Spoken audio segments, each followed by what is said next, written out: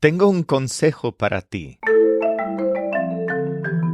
Join us on a rigorous step-by-step journey to fluency. I'm Timothy, and this is LearnCraft Spanish. Let's learn several new nouns, including the words for decision, sign, answer, and appointment. To begin with, here are some nouns you'll use to refer to information you might receive. The word for news is noticia, a feminine noun. For example, I heard the news yesterday. Escuché la noticia ayer. Now, you'll use the singular, la noticia or una noticia, specifically if you're talking about one piece of information. But if you're talking about multiple pieces of information or the news in general, you'll use the plural, las noticias. For example, he's watching the news. Está viendo las noticias. So this is a bit different from the English word news, because in English we don't really distinguish between the singular and the plural. We always refer to news as news, kind of as a mass noun, like water or food, not as either one piece of news or multiple pieces of news. A word that works in a very similar way is the Spanish word for advice, which is consejo, spelled C-O-N-S-E-J-O. Consejo. The English word advice is typically just used as a mass noun. For example, some advice. But the Spanish word consejo is going to be singular if you're giving one piece of advice, or plural if you're talking about a larger amount of advice. For example, I have a piece of advice for you. Tengo un consejo para ti. So when we say, I have some advice in English, in Spanish that could either be tengo un consejo or tengo unos consejos. In our quizzing, we'll generally translate un consejo as a piece of advice, and we'll translate unos consejos as some advice. Let's practice noticia and consejo. I heard the news. Can I help you?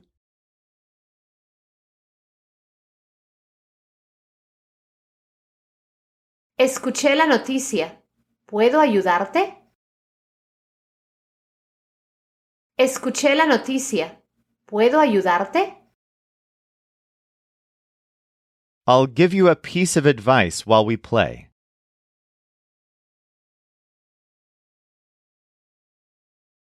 Te daré un consejo mientras jugamos. Te daré un consejo mientras jugamos. Did you see they gave some advice in the news?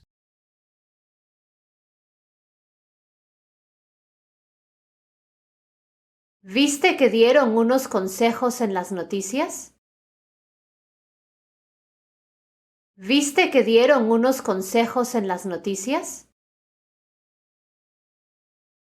Our next word is llamada, which means call as a noun. This is clearly related to the verb llamar, and it's spelled L-L-A-M-A-D-A. For example, I can't talk, I'm on a call. No puedo hablar. Estoy en una llamada. And then the noun respuesta means response or answer. You can use una respuesta to respond to either a call, una llamada, or a question, una pregunta.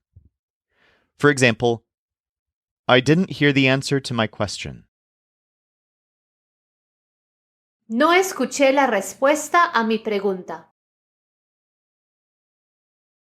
There wasn't a response to my call. No hubo respuesta a mi llamada. Next, we have the word señal, spelled S-E-N-Y-A-L.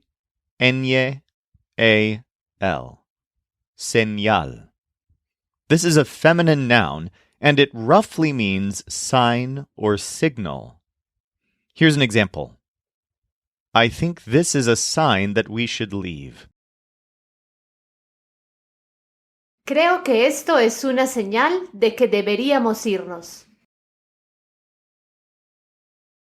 So this phrase, señal de que, is pretty common when there's a sign that something is the case. Literally, a sign of that something is the case.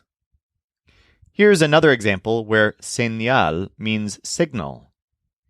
I'm not online. I don't have a signal. No estoy en línea, no tengo señal. This word is used in a broad variety of ways, and let's just go ahead and dive in to get some practice with it, as well as with llamada and respuesta. In this one, the speaker is feminine.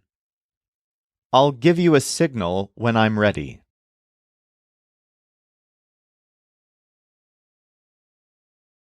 Te daré una señal cuando esté lista. Te daré una señal cuando esté lista. I couldn't make the call because I didn't have a signal.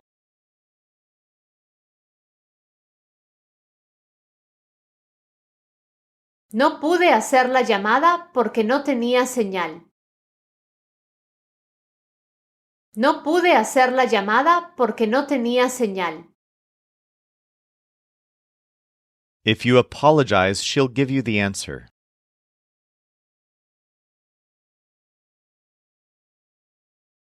Si te disculpas, te dará la respuesta. Si te disculpas, te dará la respuesta. There is a sign at street number 14.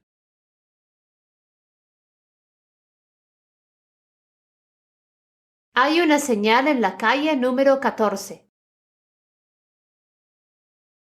Hay una señal en la calle número 14.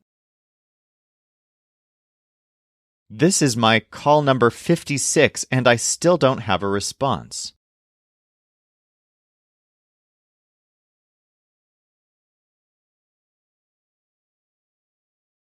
Esta es mi llamada número 56 y aún no tengo respuesta. Esta es mi llamada número 56 y aún no tengo respuesta. Our next word is a simple one. The Spanish word for decision is decisión, spelled just like the English word, but with an accent mark on the O. Decisión. And like most nouns that end with I-O-N, this word is feminine. For example, it was a very difficult decision. Fue una decisión muy difícil. Note that in Spanish, instead of making a decision, you typically take a decision using tomar. For example, can you make a decision? We must leave soon. ¿Puedes tomar una decisión? Debemos irnos pronto. Here's another example that incorporates consejo. We made the decision against our parents' advice. Tomamos la decisión en contra del consejo de nuestros padres. Our next word is kind of an odd one. The noun por qué is spelled exactly like the conjunction porque, which means because, except that this noun has an accent on the E at the end. So it's pronounced differently. ¿Por qué?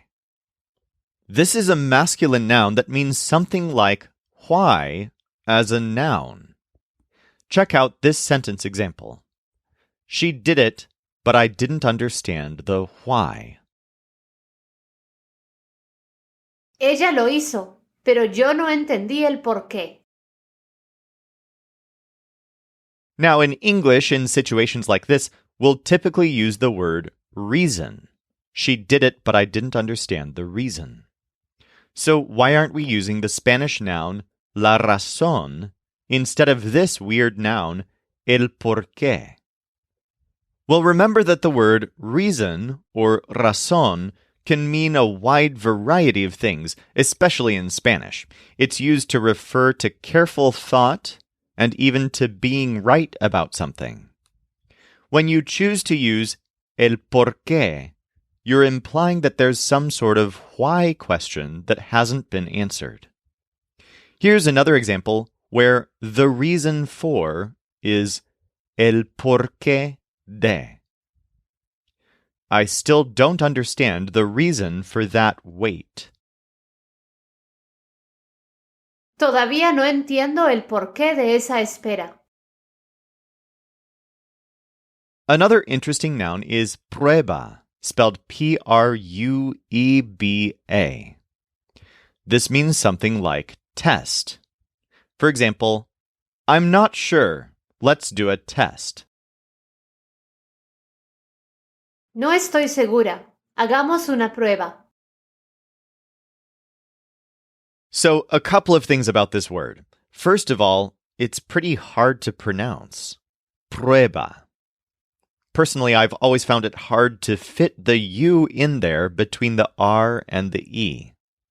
When it's pronounced quickly, the U almost seems to disappear, although it will always be slightly there. Prueba. Next, note that this word has a lot of different meanings that all have to do with testing or trialing something. It can even mean proof. For example, she said all those strange things without proof.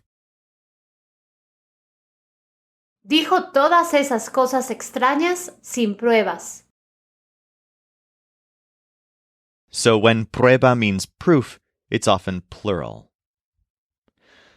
Let's get some practice with decisión, porqué, and prueba. In this first example, prueba is translated as demo, as in a trial version of something. Excuse me, help me with this demo.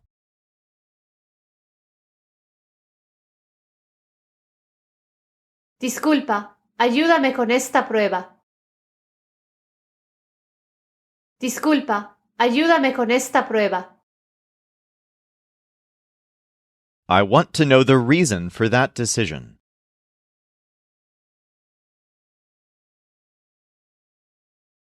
Quiero saber el porqué de esa decisión. Quiero saber el porqué de esa decisión.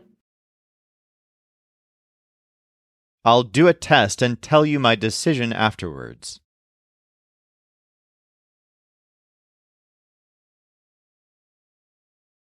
Haré una prueba y te diré mi decisión después. Haré una prueba y te diré mi decisión después. And that's the reason I only got 45 on the test.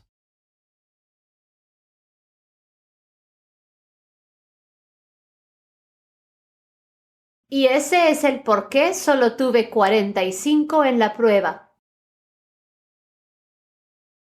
Y ese es el por qué solo tuve 45 en la prueba. All right, to wrap up this episode, let's learn a few new time nouns. We'll begin with one you basically already know. The noun el futuro means the future. This is simply the opposite of el pasado, and it's clearly related to the adjective we've been using, futuro or futura. For example, she'll do it at some point in the future.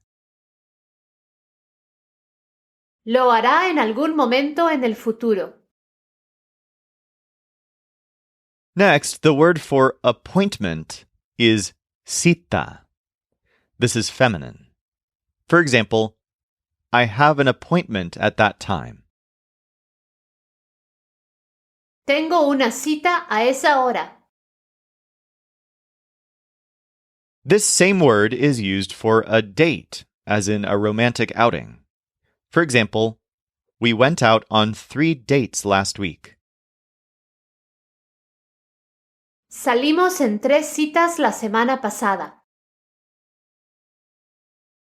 However, note that this word, cita, does not mean date as in a calendar date. There's a different word for that. Cita only means date as a synonym for appointment. And finally, let's learn the words for birthday and Christmas. The word for Christmas is Navidad, and it's a feminine noun. For example, I'll be in my hometown this Christmas. Estaré en mi pueblo esta Navidad.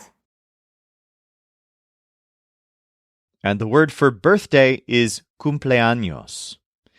This is a long word, but it ends with años because the literal meaning is something like completion of years. Note that this is normally a singular noun, even though it ends with an S.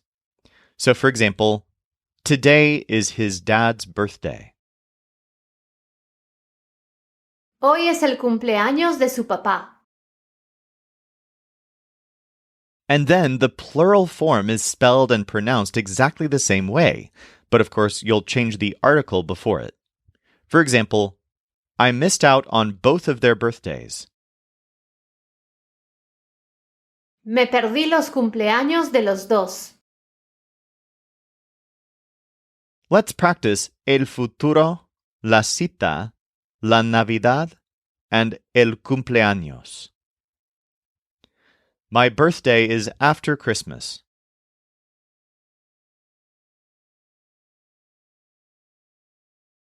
Mi cumpleaños es después de Navidad. Mi cumpleaños es después de Navidad.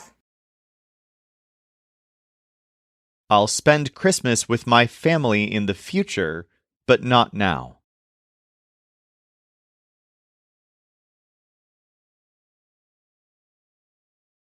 Pasaré Navidad con mi familia en el futuro, pero no ahora.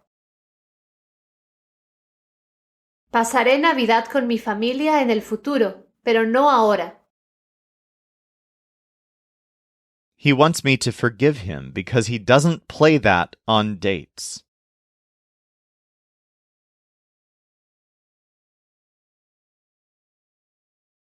Quiere que yo lo disculpe porque no juega a eso en citas.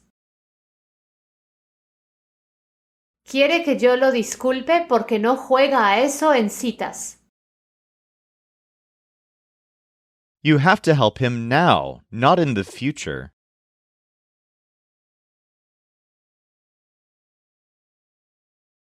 Tienes que ayudarlo ahora, no en el futuro.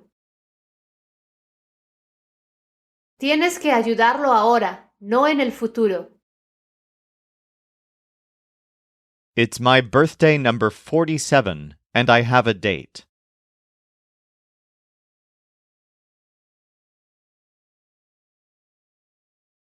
Es mi cumpleaños número 47 y tengo una cita. Es mi cumpleaños número 47 y tengo una cita. For more practice with any of this, feel free to dig deeper at lcspodcast.com/184.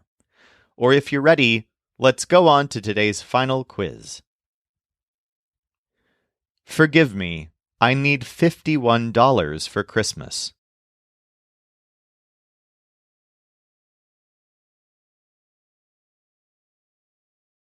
Discúlpame, necesito $51 para Navidad.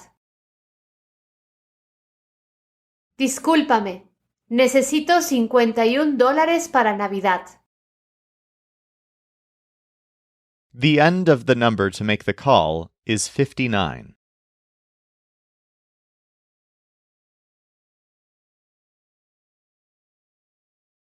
El final del número para hacer la llamada es 59.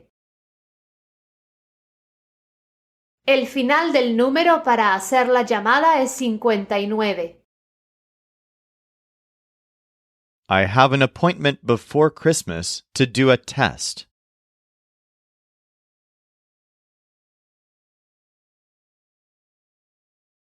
Tengo una cita antes de Navidad para hacer una prueba. Tengo una cita antes de Navidad para hacer una prueba. Play with her to see if she forgives you.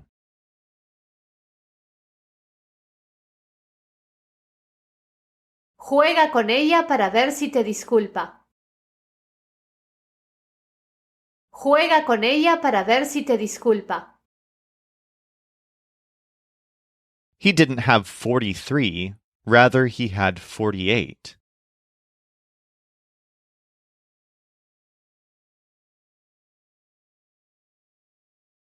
No tenía 43, más bien tenía 48. No tenía 43, más bien tenía 48. This is a sign that I should have 55.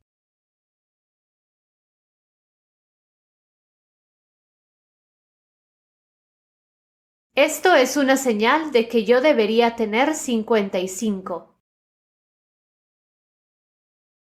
Esto es una señal de que yo debería tener 55. She wants me to help her after hearing the news.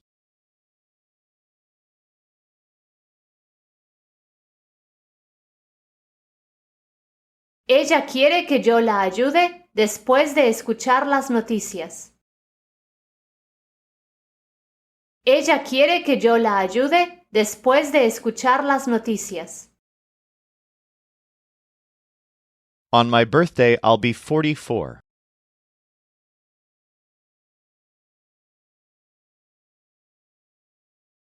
En mi cumpleaños tendré 44 años. En mi cumpleaños tendré 44 años. I want your advice in order to make a decision.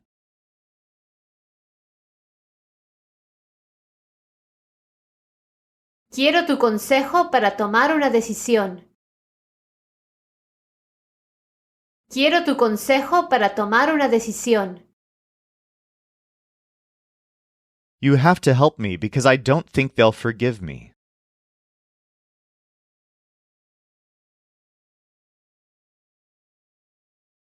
Tienes que ayudarme porque no creo que ellos me disculpen. Tienes que ayudarme porque no creo que ellos me disculpen. That means that she might forgive you with a call.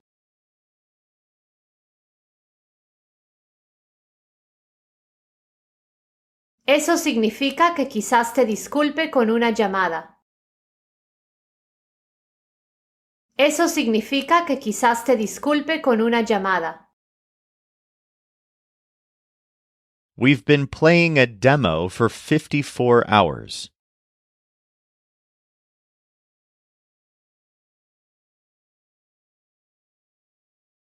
Hemos estado jugando una prueba por 54 horas. Hemos estado jugando una prueba por 54 horas. She might help you if she knows the why.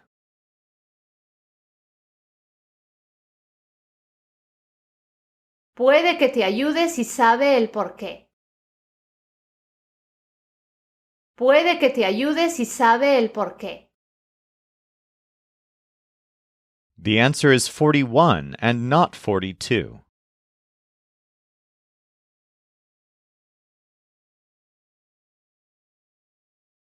La respuesta es 41 y no 42. La respuesta es 41 y no 42. She didn't give me an answer about our date.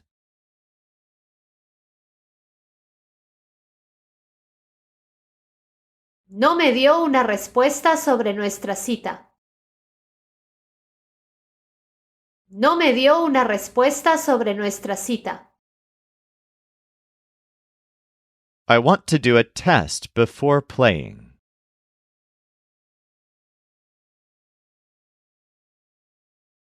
Quiero hacer una prueba antes de jugar. Quiero hacer una prueba antes de jugar. We had bad signal and didn't hear the news.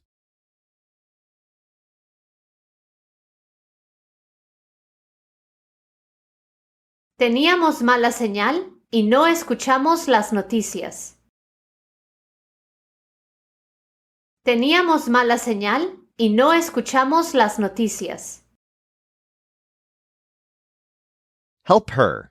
She is carrying 51 things.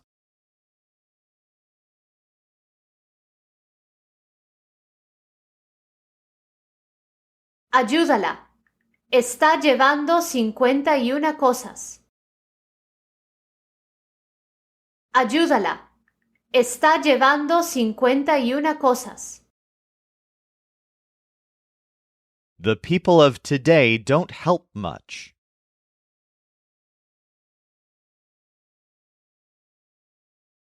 La gente de hoy en día no ayuda mucho. La gente de hoy en día no ayuda mucho. I have 15 now, but I'll have 51 things in the future.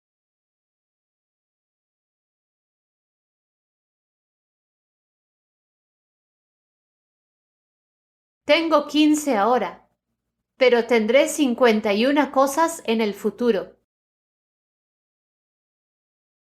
Tengo 15 ahora, pero tendré 51 cosas en el futuro.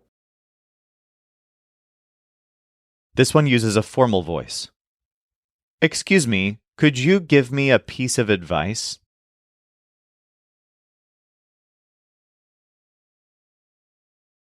Disculpe, ¿podría darme un consejo?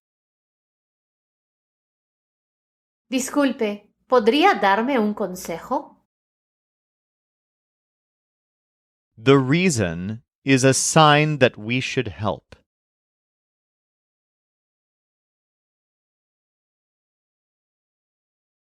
El por qué es una señal de que deberíamos ayudar. El por qué es una señal de que deberíamos ayudar. This one uses a formal voice. Forgive me, I always play like this, but I'll play better in the future.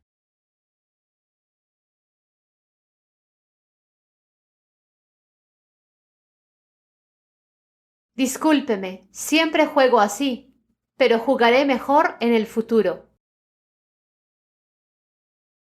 Discúlpeme, siempre juego así, pero jugaré mejor en el futuro. I have to make a decision before my birthday.